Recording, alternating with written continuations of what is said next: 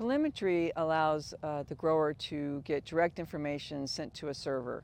Now they can download that information themselves and use that as a management tool, make more informed decisions about their water use, but it also saves them time and effort so they don't have to go multiple trips back and forth to their meter to read that and see what's going on with their water use.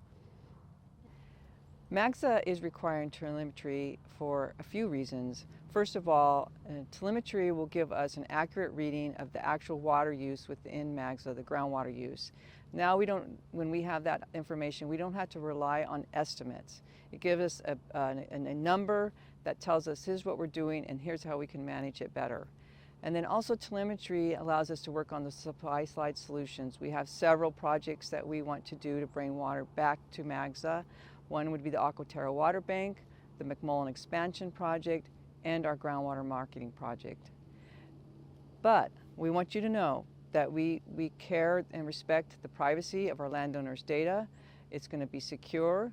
We're not going to know exactly what you're pumping. We're just going to get an aggregate number back from our data management company. If you have any questions about what we talked about today, you can go to our website, mcmullinarea.org, or if you just want to come by and chat with us, come drop by the office. We'd love to see you.